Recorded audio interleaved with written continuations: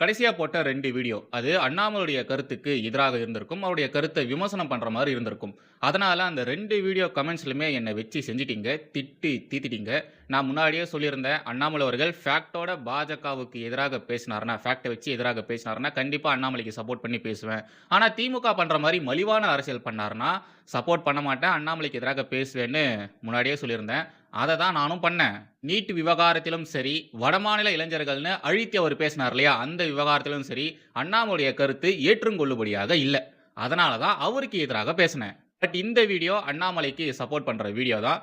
தமிழக பாஜகவின் முன்னாள் மாநில தலைவர், முன்னாள் ஆளுநர் தமிழிசை சவுந்தரராஜன் இருக்காங்க இல்லையா? அவங்க விகடனுக்கு ஒரு இன்டர்வியூ குடுத்திருந்தாங்க. இதே மாரி வானதி ஸ்ரீனிவாசன் இருக்காங்க இல்லையா? அவங்க சாணக்யாவுக்கு, ரங்கராஜ் பாண்டே அவர்களுக்கு ஒரு இன்டர்வியூ குடுத்திருந்தாங்க.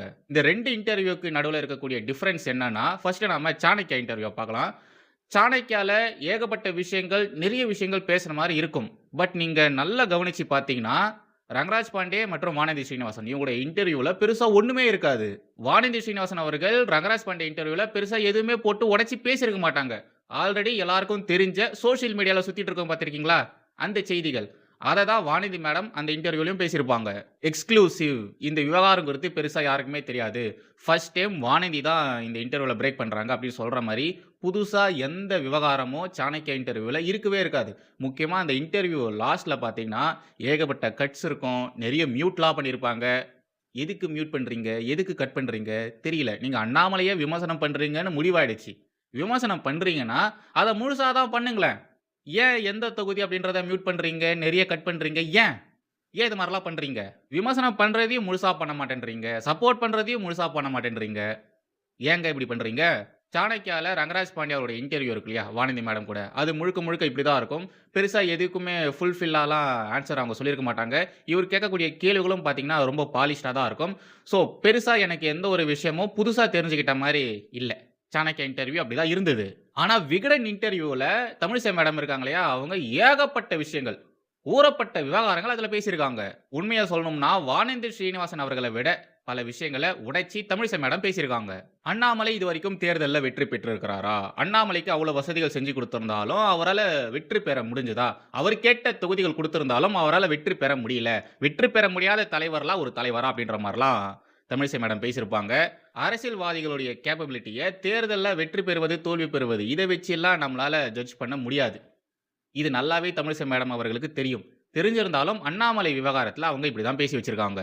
அண்ணாமலை குறித்து பேசும்பொழுது கூடுதலாக ஒரு முக்கியமான பாயிண்ட்ட தமிழிசை மேடம் சொல்லியிருப்பாங்க. அது என்னன்னா, மோடி அவர்கள், பாரத பிரதமராக இருக்கக்கூடிய மோடி அவர்கள் 14 முறை தமிழகத்துக்கு வந்திருக்காரு. அண்ணாமலை மாநில தலைவராக இருக்கும்பொழுது 14 முறை பாரத பிரதமர் வந்திருக்காரு. அது மட்டும் இல்லாம இவர் கேட்ட தொகுதிகள் இவருக்கு குடுக்கும் பொழுது, அந்த தொகுதியில பிரச்சாரம் பண்றதுக்கு பாரத பிரதமர், மத்திய உள்துறை அமைச்சர்ன்னு எல்லாருமே வந்திருக்காங்க. அது மட்டும் இல்லாம இதுவரைக்கும் யாருக்குமே செஞ்சு குடுக்காத பல வசதிகள அண்ணாமலைக்கு பாஜக மேலிடம் பண்ணி குடுத்திருக்கு. 80 இடங்களுக்கு ஹெலிகாப்டர்ல போய் இவரு பிரச்சாரம் பண்ணியிருக்காரு. ஹெலிகாப்டரே குடுத்திருக்காங்க அப்படின்ற மாரிலாம் பேசியிருப்பாங்க. அண்ணாமலை ஏதாச்சும் ஒரு விஷயத்த கேட்டார்ன்னா, அத உடனடியாக பாஜக மேலிடம் செஞ்சு குடுத்துரும். அவர் என்ன மாரியான வசதிகள் கேட்டாலும் எல்லாமே செஞ்சு குடுத்துருவாங்க. முழுமையான சுதந்திரம் அண்ணாமலைக்கு இருந்தது. முழுசா 3 வருஷம் அண்ணாமலைக்கு கொடுக்கப்பட்டது. பாஜகவுடைய புரோட்டோகால உடைச்சு அண்ணாமலைக்கு பல விஷயங்கள் பாஜக மேலிடம் செஞ்சு குடுத்திருக்கு. கட்சியில சேர்ந்து 10 வருஷம் ஆனதுக்கு அப்புறமாகத்தான் மாநில தலைவர் போட்டியில நிக்கிறதுக்கான தகுதியே பாஜகல இருக்கும். பட் அந்த விஷயத்தெல்லாம் உடைச்சு தள்ளி, புதுசா வந்த அண்ணாமலைக்கு மாநில தலைவர் அப்படின்ற ஒரு போஸ்டிங்க பாஜக மேலிடம் குடுத்திருக்கு. இவ்ளோ விஷயங்கள் பண்ணியிருந்தாலும், அண்ணாமலைய ஒதுக்குறாங்க. அண்ணாமலைய தூக்கி தூரம் போட பார்க்குறாங்க. அண்ணாமலை கேட்கக்கூடிய விஷயங்கள் எதுவும் பாஜக மேலிடம் செஞ்சு குடுக்கிறதே இல்ல. அண்ணாமலை பேச்சுக்கு பாஜக மேலிடம் செவி சாய்க்கிறதே கிடையாது. இப்படிலாம் சொல்றாங்களே, இதெல்லாம் நியாயமா? அப்படின்ற மாரி தமிழிசை மேடம் கேட்டிருப்பாங்க. கூடவே இவ்ளோ வசதிகள் செஞ்சு குடுத்திருந்தாலும், கேட்கிற தொகுதிகள் எல்லாத்தையுமே குடுத்திருந்தாலும், கேட்கிற விஷயங்கள் எல்லாமே செஞ்சு குடுத்திருந்தாலும், இவரால தேர்தல்ல வெற்றி பெற முடியல. இவரால வின் பண்ண முடியல. தொடர்ந்து தோல்விய தான் இவர் சந்திச்சுட்டு இருக்காரு அப்படின்ற மாரி மேடம் பேசியிருப்பாங்க. தமிழிசை மேடம் பொத்தாம் பொதுவா அண்ணாமலை வெற்றி பெறவே இல்ல. அவர் ஒரு தோல்வியடைந்த தலைவர் அப்படின்ற மாரி சொல்லியிருந்தாங்கன்னு வச்சுக்கோங்களேன். அடுத்தடுத்து ஏகப்பட்ட கேள்விகள் தமிழிசை அவர்களை நோக்கி வந்திருக்கும். நீங்க மட்டும் என்ன எல்லா எலக்ஷன்லுமே வின் பண்ணிட்டீங்களா? கன்டினியூஸா 6 எலக்ஷன்ல தோத்தவங்க தானே நீங்க அப்படின்ற மாரி தொடர்ந்து எல்லாருமே பயங்கரமா கிரிட்டிசைஸ் பண்ணுவாங்க. இப்பயும் பண்ணிட்டு தான் இருக்காங்க. பட் நம்மளுடைய தமிழிசை மேடம் அவர்கள் இங்க கிளவரா மூவ் பண்ண விஷயம் என்னன்னா, ஃபர்ஸ்ட் அண்ணாமலை அவர்களுக்கு பாஜக செஞ்சு கொடுத்த வசதிகள். அண்ணாமலை கேட்ட விஷயங்கள் எல்லாமே செஞ்சு குடுத்தாங்க இல்லையா? அது எல்லாத்தையுமே ஃபர்ஸ்ட் சொல்லிட்டு, அதுக்கப்புறமா அவரு தேர்தல்ல வெற்றி பெறவே இல்ல. அவருக்கு அவ்வளோ முக்கியத்துவம் குடுத்திருந்தாலும் அவரால வின் பண்ண முடியல. பாரத பிரதமர், மத்திய உள்துறை அமைச்சர்ன்னு பிரச்சாரத்துக்கு வந்திருந்தாலும் அண்ணாமலையால வெற்றி பெற முடியல. அப்படிப்பட்ட ஒரு தலைவர் எப்படி வெளிய போய் ஷைன் பண்ணுவாரு? இப்படின்ற மாரி தமிழிசை மேடம் சொல்லியிருப்பாங்க. தமிழிசை மேடம் ஒரு முக்கியமான விஷயத்த மறந்துட்டாங்க. ஏதோ பாஜக மேடம் அண்ணாமலைக்கு மட்டும் தான் முக்கியத்துவம் குடுத்த மாரியும், இதுக்கு முன்னாடி தமிழக பாஜக தலைவர்களுக்கு பாஜக மேடம் முக்கியத்துவம் குடுத்ததே இல்லாதது மாரியும், அண்ணாமலைய தான் முதல் தடவையாக தலையில தூக்கி வச்சு கொண்டாடின மாரியும் பேசிட்டு இருக்காங்க. மேடம் பேசின விஷயங்கள் முழுசா பொய்ன்னு சொல்ல முடியாது. பட் ஒரு சில விஷயங்கள் பொய் தான். ஏன்னா பாரத பிரதமர், உள்துறை அமைச்சர் அண்ணாமலைக்கு மட்டும் பிரச்சாரம் பண்ணல. எல்லாருக்குமே பிரச்சாரம் பண்ணியிருக்காங்க. எல்முருகன் அவர்கள் மாநில தலைவராக இருக்கும்பொழுது, அவருக்கு கூட பிரச்சாரத்துக்காக வந்திருக்காங்க. அந்த தேர்தல்ல எல்முருகன் அவர்கள் தோத்து தான் போனாரு. தோல்வி அடைந்தாலும், அவருக்கு மத்திய இணை அமைச்சர் அப்படின்ற ஒரு பொறுப்ப குடுத்தாங்களா இல்லையா? பதவிய குடுத்தாங்களா இல்லையா?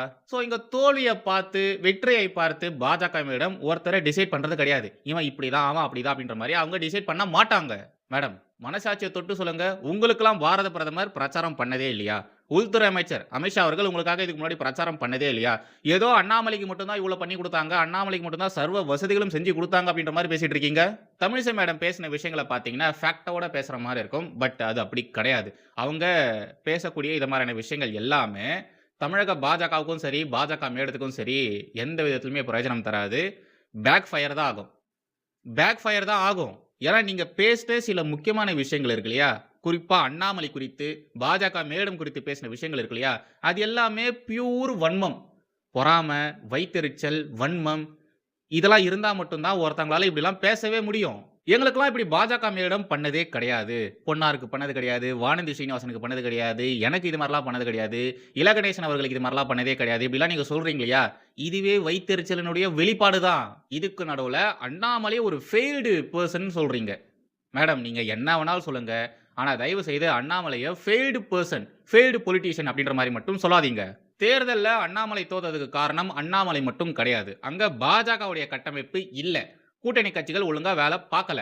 அண்ணாமலைக்கு எதிராக அந்த காலகட்டங்கள்ல பாஜகவுக்குள்ளேயே உட்கட்சி பூசல்கள் நடந்துட்டு இருந்தது. அதனால அண்ணாமலைக்கு ஆதரவாக செயல்படுறதுக்கு அங்க பெருசா யாருமே இல்ல. இது போன்ற பல காரணங்களால தான் அண்ணாமலை தோத்து போனாரு.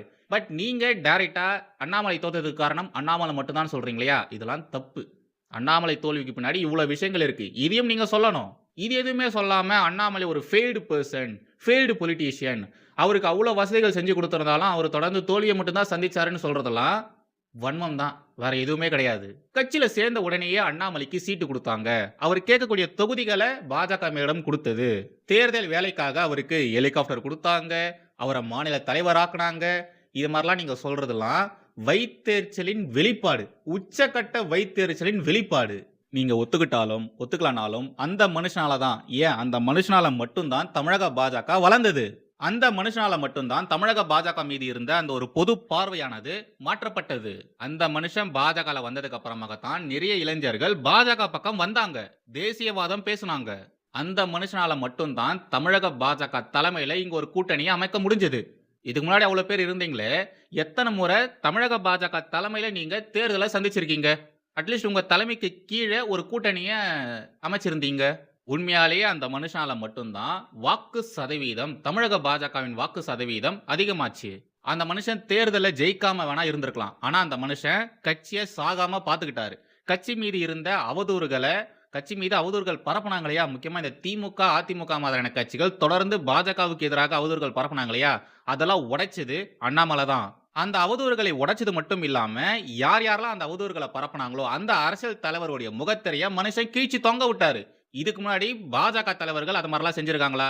பாஜகவுக்கு எதிராக, மத்திய அமைச்சர்களுக்கு எதிராக அவதூறுகள் பரப்பும் பொழுது, இதுக்கு முன்னாடி இருந்த பாஜக தலைவர்கள் ஏதாச்சும் நடவடிக்கைகள் எடுத்திருக்காங்களா? இல்ல. அண்ணாமலை தான் எடுத்தாரு. அண்ணாமலை தான் அதிரடியாக பதிலடிய குடுத்தாரு. அண்ணாமலை இருக்கிற வரைக்கும் ஒருத்தனும் பாஜக தலைவர்கள் குறித்து அவதூறு பரப்பல. அவதூறு பரப்புறதுக்கு பயந்தானுங்க. Including media. அவனுங்களும் மூடிக்கிட்டு தான் இருந்தானுங்க. பட் இதுக்கு முன்னாடி இருந்த தலைவர்கள், நீங்களும் சரி, மற்ற தலைவர்களும் சரி, உங்களாலலாம் ஏதாச்சும் நடவடிக்கை எடுக்க முடிஞ்சதா? இத மாரி மீடியாவ ஹேண்டில் பண்ண முடிஞ்சதா? மீடியா செட் பண்ற நரேட்டிவ உங்களாலலாம் உடைக்க முடிஞ்சதா? அந்த மனுஷன் தானே பண்ணாரு. நீங்க சொல்றீங்க, நான் 20 வருஷத்துக்கு மேல கட்சியில இருக்கேன். என்ன மாரி நெறைய பேரு பல வருஷமா இந்த கட்சியில இருக்காங்க. நானு, பொன்னாரு, இலகணேசன் இத மாரி ஏகப்பட்ட பேர் சேர்ந்து தான் கட்சிய இந்த அளவு நாங்க கொண்டு வந்து நிறுத்தியிருக்கோம். அத அண்ணாமலை எடுத்துட்டு போனாரு. அவ்வளதான். அவராலலாம் கட்சி வளரல அப்படின்ற மாரிலாம் நீங்க சொல்றீங்க. தப்பு. நீங்கலாம் இருக்கிற வரைக்கும் கட்சி பெருசா வளரல. நெறைய பேருக்கு பாஜகன்ற ஒரு கட்சி இங்க இருக்குன்னே தெரியாது. அண்ணாமலையால தான் அது தெரிய வந்தது. அண்ணாமலையால தான் அந்த கட்சி வளர்ந்தது. இதுதான் உண்மை. ஒண்ணும் இல்ல. பாஜக தலைவர்களுடைய பிரஸ் மீட்ஸ்லாம் எடுத்து பாருங்களேன். இப்ப இருக்கக்கூடிய நயினார் நாகேந்திரன் அவர்கள். அவருடைய பிரஸ் மீட்ஸ கூட நீங்க எடுத்து பாருங்க. அண்ணாமலை குடுக்குற பிரஸ் மீட்ஸ் மாரி இவங்களுடைய பிரஸ் மீட்ஸ் இருந்திருக்கா? கிளாரிட்டி, டேட்டா, சொல்ல வேண்டிய விஷயத்த நெத்தி பொட்டுல அடிச்ச மாரி இதுவரைக்கும் எந்த பாஜக தலைவர்களாச்சும் பண்ணியிருக்காங்களா?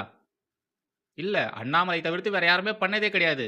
என்னையே எடுத்துக்கோங்க. அஜித், விஜய்ன்னு சண்டை போட்டுட்டு இருந்த என்ன மாரியான நெறைய பேர அண்ணாமலை, பாஜக, மற்ற கட்சிகள், உதயநிதி, ஸ்டாலின் இது மாரிலாம் பேச வச்சவரு அண்ணாமலை தான். சினிமா கிசுகிசு பேசிட்டு இருந்த இளைஞர்கள அரசியல் பக்கம் இழுத்தது அண்ணாமலை தான்.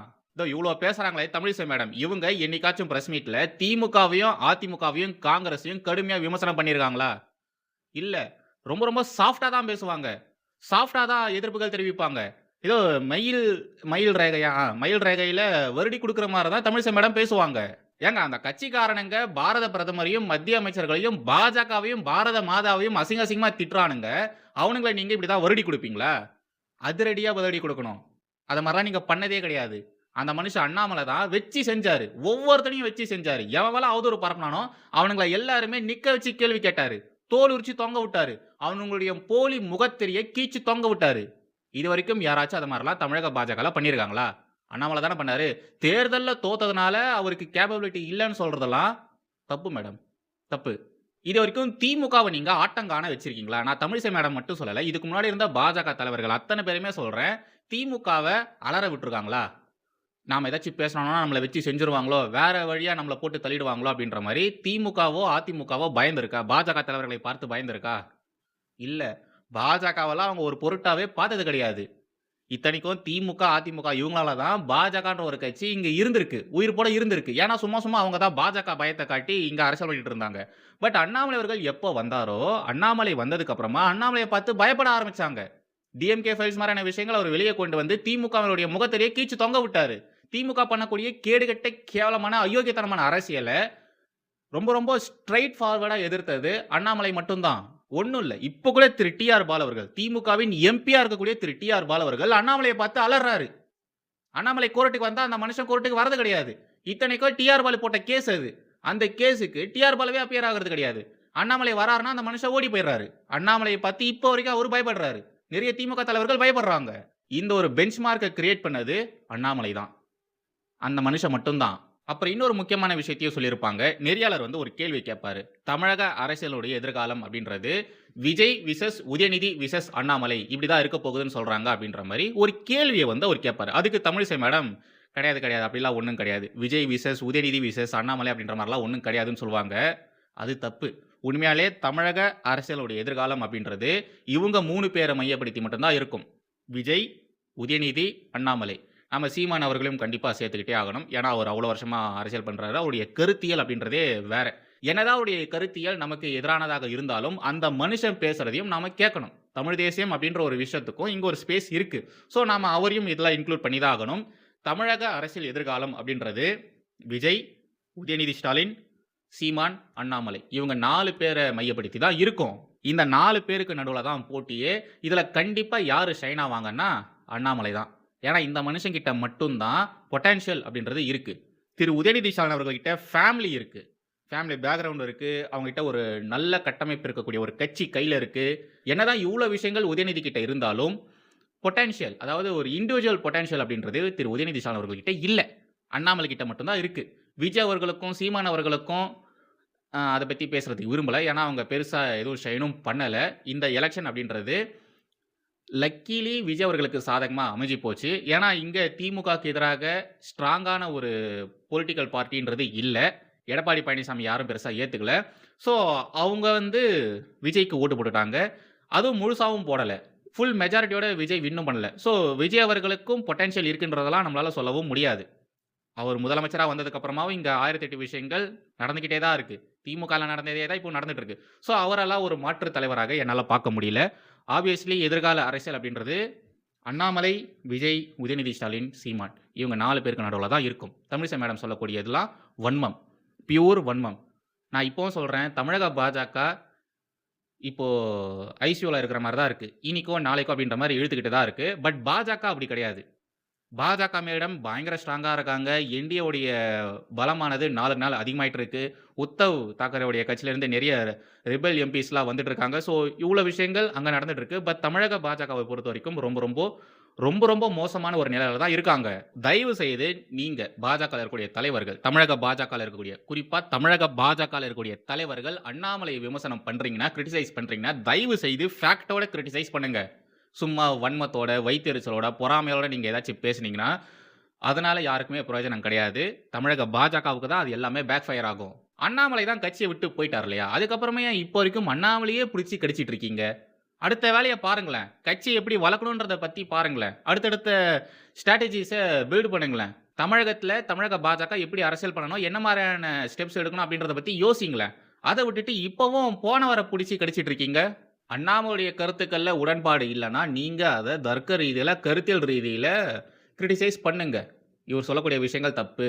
இதுதான் உண்மை அப்படின்ற மாரி கருத்தியல் ரீதியாக எதிர்ப்புகள் தெரிவிங்க. பட் நீங்க அண்ணாமலை பேசுற விஷயங்களுக்கு எதிராக எதுவும் நீங்க பேசவே இல்ல. அவர் நீட்டுக்கு எதிராக பேசியிருக்காரு. அத பத்தி நீங்க இந்த இன்டர்வியூல பேசல. அவர் வடமாநில இளைஞர்கள்னு சொல்லி திமுக பண்ணக்கூடிய அந்த கேடுகெட்ட அயோக்கியத்தனமான அரசியல் அவர் பண்ணியிருக்காரு. அத பத்தி நீங்க பேசல. இத பத்திலாம் பேசாம, அவரு கட்சியில இருக்கும்பொழுது எப்படி இருந்தாரு? கட்சி எப்படி அவர வளர்த்தது? கட்சி எப்படி அவருக்கு தேவையான புரமோஷன்ஸ்லாம் குடுத்தது? கட்சிய நல்லா யூஸ் பண்ணிட்டு அப்புறமா அவர் வெளிய போய்ட்டாரு. இது மாரிலாம் பேசுறதுனால பிரயோஜனமே கிடையாது மேடம். இதெல்லாம் அரசியல்ல ரொம்ப சாதாரணம் தான். இத பத்தி பேசுறதுனால யாருக்குமே சிம்பத்தீஸ் வராது. ஸோ தயவு செய்து அந்த மனுஷன் பேசக்கூடிய கருத்துக்கள்ல உங்களுக்கு உடன்பாடு இல்லன்னா, அந்த கருத்துக்கு எதிராக பேசுங்க. நான் லாஸ்ட்டா 2 வீடியோ அப்படிதான் பேசினேன். அது மாரி பேசிட்டு போயிடுங்களேன். இதுல அண்ணாமலை பெயர கூட நான் சொல்ல விரும்பல. அண்ணாமலை பெயரெல்லாம் உச்சரிக்கிறதுக்கு எனக்கு விருப்பமே இல்ல. கட்சிய நல்லா யூஸ் பண்ணி முதுகுல குத்திட்டு போன அந்த நபரை குறித்து பேசுறதுக்கு, அவருடைய பெயரை குறித்து பேசுறதுக்கு எனக்கு பிடிக்கலலாம் சொல்றீங்க. ஏன் இவ்ளோ எமோஷனல் ஆகுறீங்க? அவரு ஜஸ்ட் ஒரு இண்டிவிஜுவல் பெர்சன். அவரு பார்ட்டில இருந்தாரு, மாநில தலைவரா இருந்தாரு, பிடிக்கலன்னு போய்ட்டாரு. இத ஏன் நீங்க இவ்ளோ எமோஷனலா பார்க்குறீங்க? அண்ணாமலை என்ன உங்களுடைய பையனா? அவர் கட்சிய விட்டு போனனால ஏன் நீங்க இவ்ளோ எமோஷனல் ஆகுறீங்க? பையன் விவகாரத்துல கூட நீங்க அவ்ளோ எமோஷனல் ஆகல. பையனுக்கு அங்க ஒரு முக்கியமான ரொம்ப எமர்ஜென்சியான ஒரு சிச்சுவேஷன். பட் நீங்க அத கூட ஒதுக்கி வச்சுட்டு, பிரஸ் மீட்ல பேசுறீங்க. பாஜகவுடைய ஸ்டெப்ஸ் குறித்து பேசுறீங்க. பாஜக மேலிடம் என்ன மாரியான விஷயங்கள் பண்ண போறாங்கன்றத நீங்க ஏர்போர்ட்ல, பிரஸ் மீட்ல பேசுறீங்க. பின்னாடி உங்களுடைய பையன் உங்களையும், உங்களுடைய கட்சியையும், பிரஸ் மீட்டையும் திட்டிட்டு போறாரு. அவரு அவ்ளோ எமோஷனலா போயிட்டு இருக்காரு. ஏன்னா, அந்த மனுஷனுக்கு பெர்சனல் எமர்ஜென்சி. வைஃப்க்கு உடம்பு முடியல. நீங்க அந்த நேரத்துல கூட பெருசா எமோஷனல் ஆன மாரி தெரியல. பட் அண்ணாமலை விவகாரத்துல ஏன் மேடம் நீங்க இவ்ளோ எமோஷனல் ஆகுறீங்க? பார்ப்போம். இன்னும் என்னென்னலாம் நடக்கப் போகுது? தமிழக பாஜக தலைவர்கள் இன்னும் என்னென்னலாம் செய்ய போறாங்க? அண்ணாமலைக்கு எதிராக பேசுறேன்னு சொல்லிட்டு இப்படி லூஸ் டாக் விடுறத எப்போ இவங்க நிறுத்தப் போறாங்க? அப்படின்றதெல்லாம் நாம பொறுமையா பொறுத்திருந்து பார்ப்போம். வந்தே